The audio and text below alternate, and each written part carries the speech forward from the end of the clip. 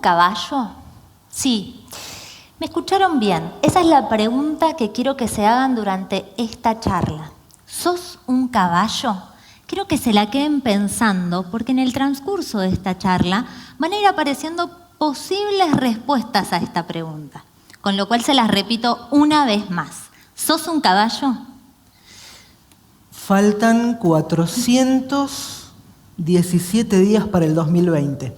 Y acá puede ser que digas, bueno, pará, a ver, no llegamos todavía al 2019 y ya estás pensando en el 2020. Sí, porque el 2020 no va a ser como el 2019. El 2020 se avecina algo que es completamente novedoso en la historia de los seres humanos. Es un momento clave, un momento crucial en nuestra historia, porque se avecina la cuarta revolución industrial. Sí, la cuarta revolución industrial. Y de lo que hagamos ahora en este momento de nuestra vida va a hacer la diferencia si para nosotros va a ser una revolución industrial o va a significar una reevolución del hombre. Y de alguna manera puede que en este momento te estés haciendo algunas preguntas. Y lo cierto es que como toda revolución va a traer consecuencias. En esta instancia, las consecuencias van a implicar cambios al nivel del ser humano, a nivel de la forma de hacer las cosas y a nivel del trabajo. Quisiera reflejar algunos ejemplos para que puedan seguirnos y piensen, por ejemplo, hasta hace algún tiempo, si nosotros llamábamos a cualquier empresa, del otro lado nos atendía una persona. Hoy por hoy hay que apretar varios números en el celular para lograr comunicarnos con un ser humano del otro lado. Ese es tan solo un ejemplo. Pensemos en qué pasa, por ejemplo, cuando chateamos en un sitio web. Antes lo hacíamos con un vendedor y hoy por hoy lo hacemos con un chatbot que está instalado en el sitio web. De alguna manera hay cambios que ya se empiezan a percibir. Un ejemplo es que hace poco sale una noticia en donde se establece que los niños que han nacido en 2017 es probable que nunca conduzcan un auto. Este tipo de cosas son en las cuales los invitamos a comenzar a reflexionar y de alguna manera en el transcurso de esta charla les vamos a decir qué es lo que nos puede sacar airosos de esta cuarta revolución industrial. Y eso que nos puede sacar airosos, tengo dos noticias para decirles. La primera, que es buena, es que todos nosotros lo tenemos. La segunda, depende, porque depende de si la han desarrollado o no. Me quedé pensando en el changuito que estaba en el teléfono del otro lado y digo, ¿qué le habrá pasado? Porque al fin y al cabo, si fue reemplazado por una grabación que emula su voz y puede atenderlo tan bien como lo hacía él, digamos, ¿hasta qué punto hay ciertos trabajos que siguen siendo necesarios hasta el día de hoy? Y lo cierto es que como estamos hablando de una cuarta revolución industrial, tenemos que estar pensando también que mínimamente hubo 3 antes que esta. Y en este sentido queremos ser completamente sinceros con ustedes, porque si lo pensamos bien, para saber hacia dónde vamos, primero tenemos que saber dónde estamos parados. Y eso es lo que vamos a hablar en los próximos minutos. Es decir, los últimos 242 años de historia nos marcan la manera en la cual nos tenemos que enfrentar a esta revolución industrial. Así que los invito a prestar atención minuciosa a esto que va a venir ahora, porque va a ser interesante para todos nosotros. Vayamos a la primera. En 1769 se crea la máquina a vapor. Esto revoluciona la forma de transporte, en principio de transporte de mercancías, pero también de pasajeros. Por ejemplo, mediante la locomotora que aparece aproximadamente en el año 1776. La locomotora viene a aliviarle el trabajo a un animalito muy antiguo del ser humano, el caballo. Ahora, en 1880-86 aproximadamente aparece este aparato que todos nosotros conocemos muy bien. Y lo cierto es que si la locomotora o la máquina a vapor le alivianó el trabajo al caballo, lo cierto es que algo va a pasar con el caballo a partir de este año. Si nosotros vamos, por ejemplo, a 1903, nos vamos a encontrar con esta imagen. Y allí arriba, marcado, se van a encontrar con el único automóvil, arriba a la izquierda, el único automóvil en un mundo tirado por tracción a sangre. Pero esto no es todo, porque si pasamos en una sola diapositiva durante 10 años, nos vamos a encontrar con esta imagen. Esto es tan solo 10 años después Es decir, 10 años después, la imagen se invierte. Hay un solo caballo en un mundo de automóviles. Básicamente, si se le alivianó el trabajo al caballo, el caballo quedó completamente desempleado, ya pasado el 1900. Vayamos a la tercera revolución. La tercera tiene que ver con la generación de 1970 y, entre otras cosas, tiene que ver con la aparición de la computadora. Pensemos en que trae sus orígenes en más o menos 1936, aquella primera que se ve a la izquierda y arriba, es el desarrollo de Turing. Esto se desarrolla para descifrar código Enigma, que era la máquina con la cual se transmitían mensajes en la Segunda Guerra Mundial. De alguna manera, ese antecesor trae un conjunto de nuevas máquinas, nueva tecnología, computadoras, que le vienen a alivianar el trabajo y la vida a alguien. ¿A quién? Al ser humano. La tercera revolución industrial no trae solo eso, trae algo más. De alguna manera, de forma predictiva, aparecen dos películas que son claves para este proceso. La primera de ellas, Terminator, 1984. Una máquina que tiene apariencia humana. La segunda de ellas, en 1987, Robocop. Al revés, una persona que tiene componentes de máquina. Y nos vamos a meter más de lleno en eso en breves minutos. Para comprender la cuarta revolución industrial tenemos que pensar un poquito en el pensamiento del Renacimiento. Y para esto, seguramente ustedes conocen esta imagen. Esta imagen está en la Capilla Sixtina, la pinta Miguel Ángel. Dicen que mientras pintaba la Capilla Sixtina se fue quedando ciego. Bueno, y esta imagen lo que refleja es a Dios tocando al ser humano e insuflándole aliento de vida en sus narices. Es el momento en el cual Dios le da vida al hombre. Sin embargo, la cuarta revolución industrial tiene algo muy parecido. Lo que implica que es el hombre el que ahora le va a dar vida a la máquina.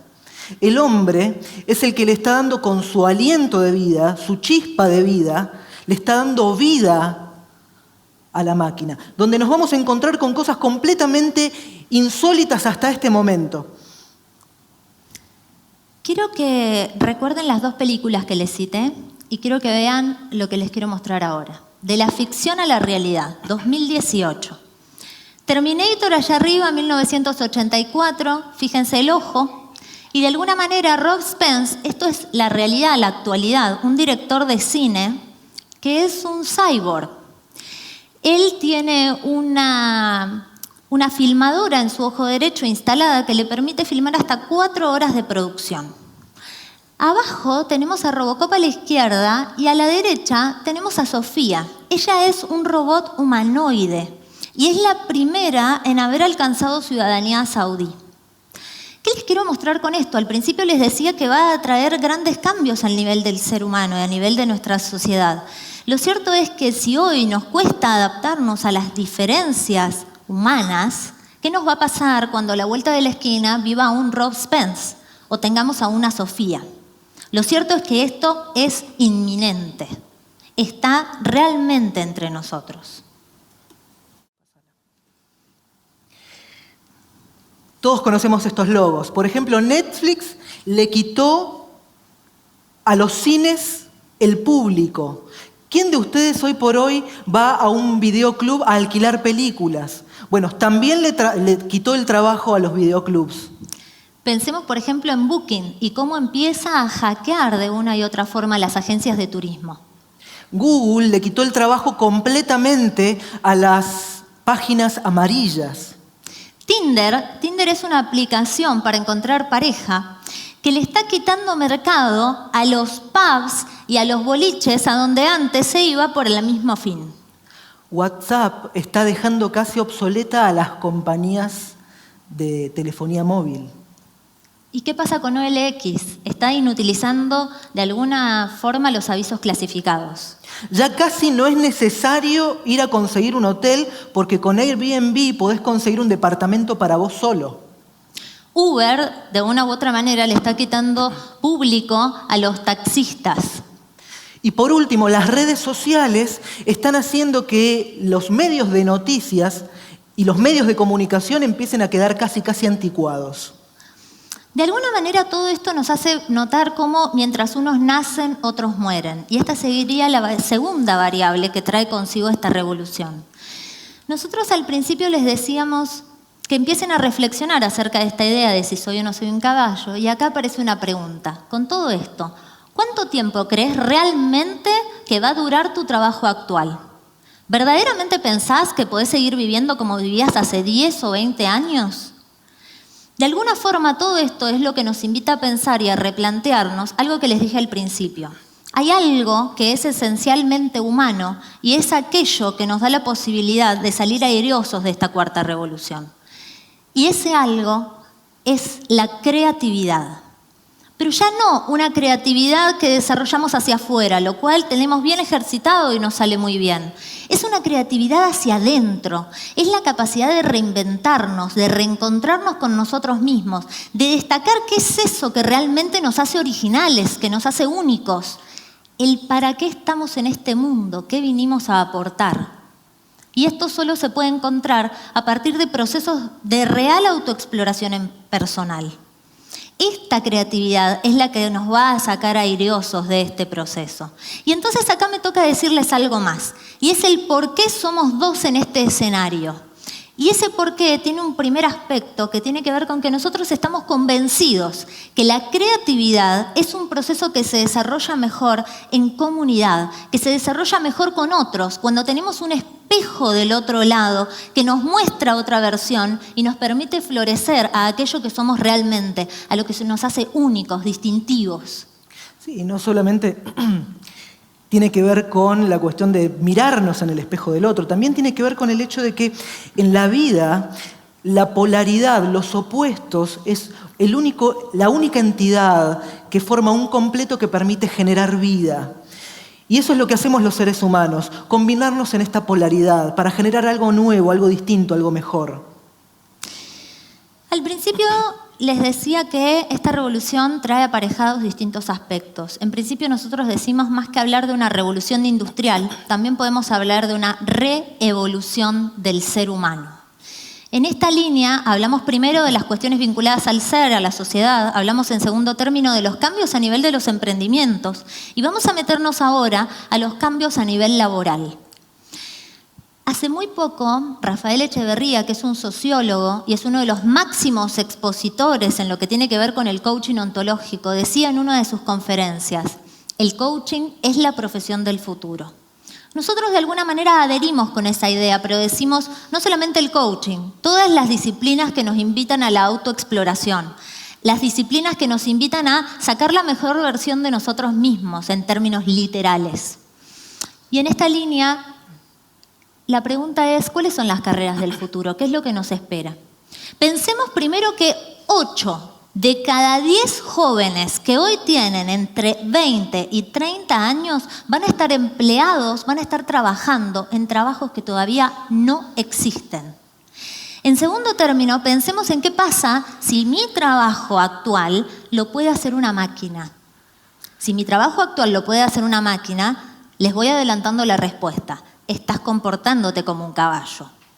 En segundo término, todo lo que tiene que ver con la nueva producción va a ir quitando todos los empleos que tengan que ver con la mano de obra de forma literal. Y de alguna manera empiezan a aparecer estas cuestiones. Todo lo que tiene que ver con el manejo de grandes bases de datos o la Big Data.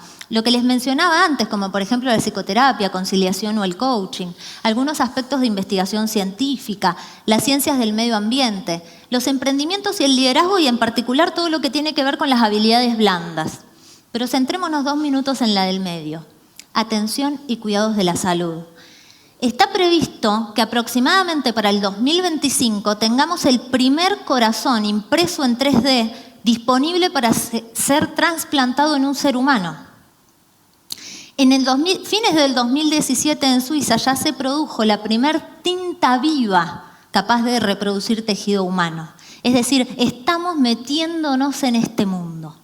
Y de alguna manera es hacia allá donde vamos y es hacia allá a donde necesariamente debemos empezar a acoplarnos a ese cambio para verdaderamente estar preparados para lo que se viene.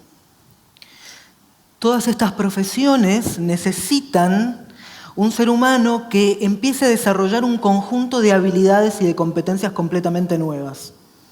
Por ejemplo, la inteligencia emocional. Si yo no desarrollo como individuo mi capacidad de emocionar conmigo mismo, de reconocer mis emociones y reconocer las emociones del otro, estoy en un problema porque no me voy a diferenciar de Sofía. Sofía puede reconocer las emociones, pero no puede sentir. Un robot puede identificar qué tipo de emoción tiene un ser humano, pero no puede experimentar la sutileza y la profundidad de la emoción. Con lo cual, la emocionalidad es un aspecto profundamente humano que necesitamos empezar a desarrollar y desarrollar rápido. También tenemos la creatividad, el pensamiento crítico, la capacidad de poder tomar decisiones y hacernos responsables de esas decisiones. Ahí aparecía la idea de flexibilidad cognitiva. ¿Qué es esto? La flexibilidad cognitiva.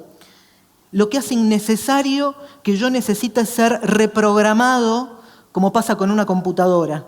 Por ejemplo, si vos querés introducirle un programa y tu computadora no está preparado para ese programa, lo que tenés que hacer es un update, tenés que bajarle otro archivo que lo pueda actualizar. Los seres humanos no. Los seres humanos tenemos flexibilidad cognitiva, pero la tenemos a veces tan endurecida, tan poco aceitada, que cuando aparece algo nuevo nos cuesta aprenderlo. Y esto lo vamos a desarrollar un poquito casi al final. Lo cierto es que ninguna de estas habilidades se puede desarrollar sin exploración personal. Es decir, sin un proceso de autoconocimiento.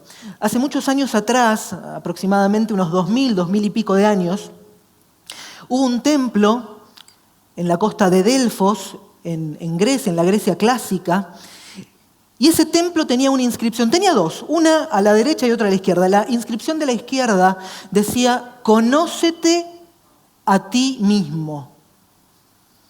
Es una premisa que tiene 2000 o más años. La pregunta es, nosotros, seres humanos del siglo XXI, ¿cuánto nos conocemos? ¿Cómo puedo saber si tengo inteligencia emocional si no me exploro? ¿Cómo puedo saber si soy una persona creativa si no me exploro, si no lo averiguo, si no me conozco, si no sé lo que soy capaz de hacer? Es por eso y tan necesario el hecho de que durante los últimos 2500 años todas las tradiciones se han centrado en el hecho de que el ser humano se autoexplore.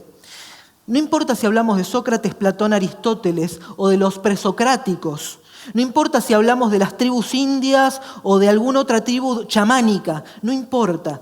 Todas apuntan a lo mismo. El hecho de que los seres humanos tenemos que poder conocernos. Tenemos que poder explorarnos a nosotros mismos para saber quiénes somos.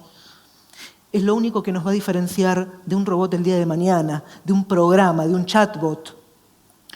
Porque es lo que se llama la capacidad de mirarse al espejo y saber quién soy. Vos te mirás al espejo y sabés quién sos. Pero ¿qué pasa cuando te mirás hacia adentro? Plotino tiene una idea muy interesante. Plotino es un filósofo pasado ya el siglo I, es un filósofo que aparece casi 2 o 3 siglos después de Cristo, y él decía algo muy interesante.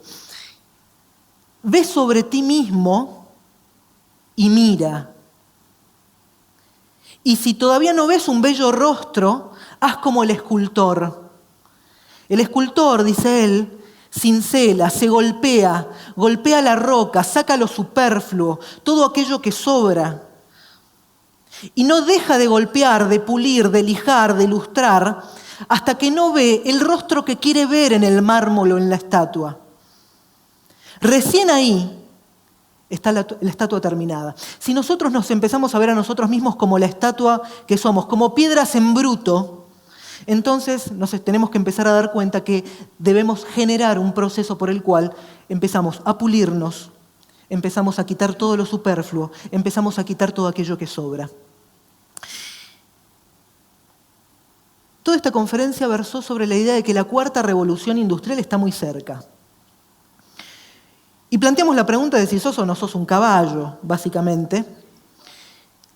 Con lo cual, yo me pregunto, si te cuesta aprender una aplicación nueva, si te cuesta empezar a convivir con las nuevas tendencias de lo que somos los seres humanos, con la diversidad que somos los seres humanos, si nos cuesta darnos cuenta de que el trabajo que tenemos no es el trabajo con el que vamos a terminar nuestra carrera laboral, si creemos que nuestra labor es para toda la vida, si creemos que las únicas personas responsables son aquellas que se criaron en los años 50, pero que las personas responsables del día de hoy no lo son porque no tienen los mismos valores de responsabilidad que antes, si pensamos que los tiempos pasados fueron mejores, muy posiblemente estemos siendo equinos, caballos.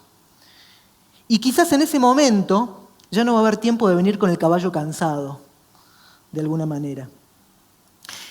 No tenemos mucho tiempo, faltan 417 días, ni un día más en este momento, ni un día menos.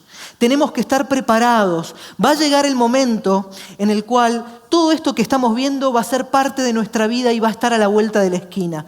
No tenemos mucho tiempo, el momento es ahora. Es un momento de actuar y de actuar rápido, porque la revolución industrial puede ser simplemente una revolución industrial o puede ser la revolución de los seres humanos. Muchas gracias. Gracias.